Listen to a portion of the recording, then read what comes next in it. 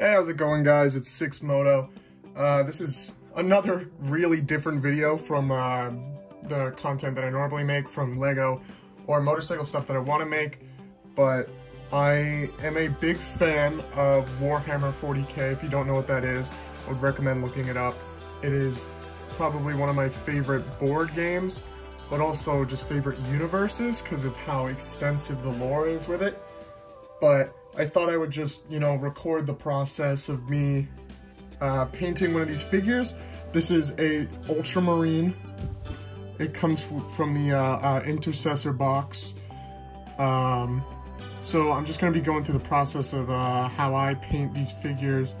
And we're just going to go through probably a time lapse, most likely, of just the whole painting process. So yeah, let's get started. So the first thing we're going to do here is lay down our base coat after the primer. As you can see, it's already primed with black paint underneath, just because black is a really good base for any like color like blue. Black is very good base for blue to go onto, just because it sticks better and it looks better, requires less coats to kind of cover it up, and it looks darker underneath. So the first thing we're going to do here is just dip into the Citadel color, Macridge blue. Alright, so now just basically, best thing I can say when I do this is I literally just kind of put it everywhere and then go back later with detailing with the blacks and the golds of the chest. So yeah, I'm just going to do that now. I'm just going to kind of cover this whole thing with the blues.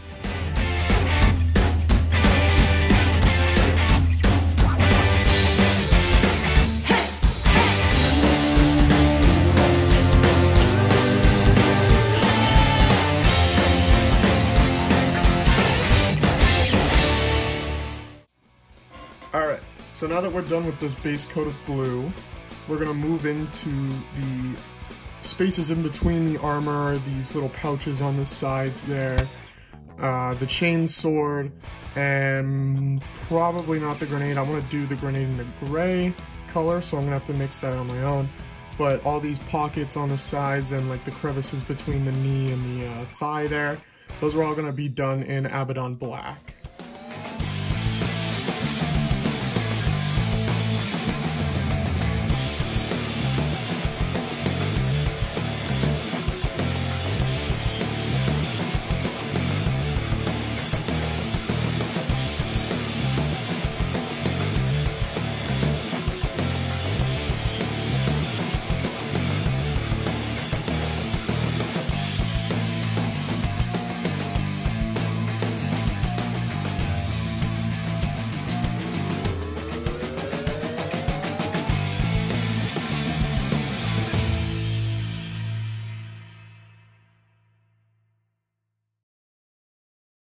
So now that we're done with the blacks and the crevices and all that, we're going to go into more of the detail of the front, crest there, the kind of edges of the pauldrons, the teeth of the chain sword, with a mixture of Runelord brass and the Balathar gold, just because I like the more brassy color of the Runelord brass, but I still want it to be gold like this one here. This is one that I painted before, so that kind of gold colored there, but I want it to look more brassy, like it's kind of like worn down and kind of faded over time. So we're going to get into those details right now.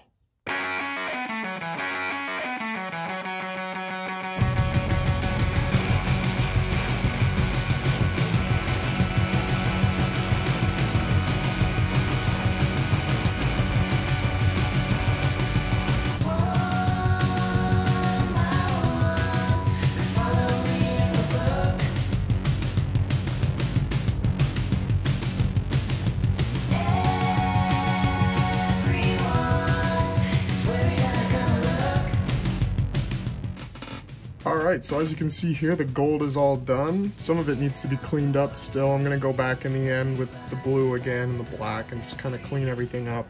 But the last thing that we really have to do is the white on the pauldrons here for the class markings, which, I'm going to be honest, is probably gonna look pretty bad because I am terrible at doing it. I can show you on this one over here. I mean, it's sloppy, and especially this side's worse, but we're gonna do it anyway, so let's go.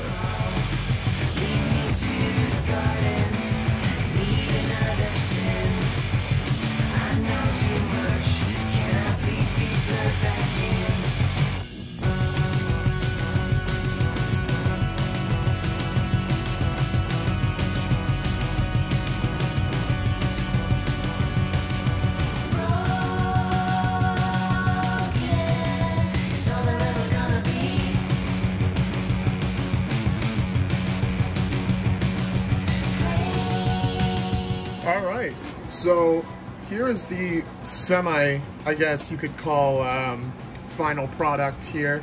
As you can see, like I said, these are a little bit sloppy. They're better than usual though, so I'm proud about that.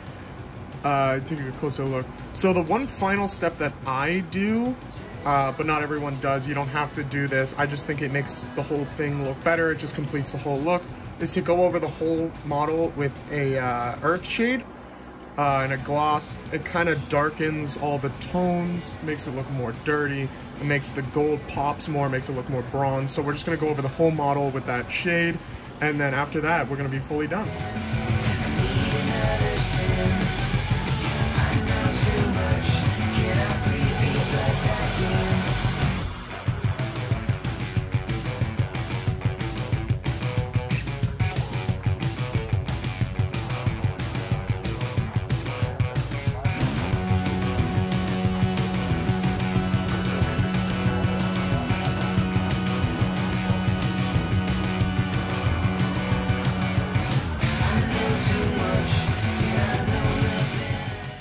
After putting that shade on, I realized that the whites here kind of get a little drowned out, a little brown, so I might go over them a little bit with some white and try to brighten those up a little bit. But other than that, this is fully done, so I'm gonna fix up these whites here, and then I'm gonna cut to the final product. So I'll see you then.